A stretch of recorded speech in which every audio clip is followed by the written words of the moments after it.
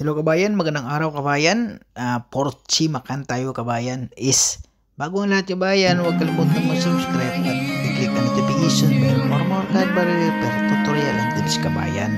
Magtanggal tayo ngayon ng bumper ng Porchi makan is kabayan. Rear bumper. Paano tanggalin ang rear bumper? Easy lang siya kabayan. Kayang-kaya nyo kabayan kahit hindi kayo marunong, kayang-kaya nyo basta may tools kayo.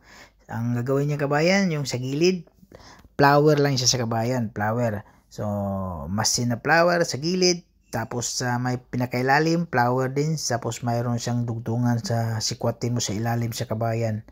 Flower lang yan sa kabayan, tapos yan, hilain mo yung puwan. Hindi na kailangan tanggalin yung T-light natin kabayan. Yan easy lang yan sa kabayan. Yung side naman ng siding kabayan, tapos hilahin nyo, tapos sabay palo sa ilalim para hindi kayo mahirapan kasi matibay yan kabayan eh.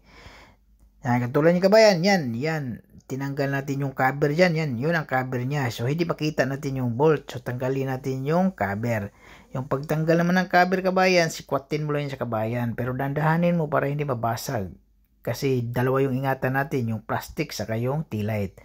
Tapos sa gilid naman si kabayan, yung kabila ang gilid, ganun pa rin, flower pa rin siya gayon. So, flower, tapos tanggalin natin yung flower. Tapos yun, tatlong flower lang siya kabayan, o apat. Tapos kabilaan, apat din. Tapos sa baba, isa, dalawa, apat din sa baba. Dalawa-dalawa lang yan sa gilid-gilid. Ganun lang siya pagtanggal sa kabayan, easy lang yan. Tapos hindi na kailangan tanggalin yung T-light. Tanggal lang yan sa kabayan, Tapos ganun yung pagsikwat ng cover. Easy lang pagsikwat. Tapos yan sa gilid naman mayroon yang sa kawarang stopper niya sa back panel. Di ba? Tanggal na yan pilayan natin. Tanggal na yan sa kabayan. Tanggal na yan. Yan di ba? Tapos may wiring natin sa ilalim pero yung pagtanggal ng wiring sa ilalim kabayan, tanggalin natin titingnan natin sa loob. Akala ko parang UD pero hindi lang kabayan, yung cover lang yun yung tanggalin. Ito yung cover, makita na yun sa ilalim yung wiring. Kaya tanggal na. So easy lang kabayan. Tapos yun nga ang gawin natin, i-repair natin yung bumper kaya tanggalin natin yung mga accessories. Yan. Linya yan kabayan, malalim yung tama na yung kabayan. Malalim yung tama kabayan. Pero paininitan ko lang, hindi tayo gagamit ng masilya. So hindi talaga tayo gumamit ng masilya dyan kabayan. Pero yung iba na yung kabayan, pag wala kang masin na pangliha, kasi masin naman yan, walang problema, lilihain lang, ipudpurin lang yung bumper. Pero pag wala kang masin, mahirap talaga yan, painitan mo. Tapos pag painit, pag medyo lubog pa talaga, lagyan mo ng masilya. Kasi wala kang masin hindi pwedeng mano-mano yan mga bayan, matibay. Yan, painitan ko na, tapos palo-palo. Yan palo-palo, tapos okay na siya. Pag okay na tingin, lilihain na natin ng 80 yon. Ganun lang kasimple. Kasi may masin naman, yun ang sinasabi ko, may masin tayo, kaya pwede lang pudpurin. Yan katulad niya kabayan, okay na yun siya kabayan, di ba? Okay na siya, pudpurin na natin sa masin yan. Gagamit tayo ng liha na 80. Katulad kabayan, okay na, natanggal nyo yung linya. Di ba? Pinudpud natin. Yun sinasabi ko, pag wala kang masin na katulad niyan kabayan, walang masin, mano-mano lang yung pagliha, hindi pwede. Lilihain mo na ng konti, tapos lagyan ng masilya. Yan ang problema pag wala kang masin. Saglit lang gawin, lilihain mo lang ng lilihain yan, Yan, 80, Pagkatapos ng 80, 80. Pagkatapos ng 80, 120, 180, 320, 400. Ganun lang kasimple.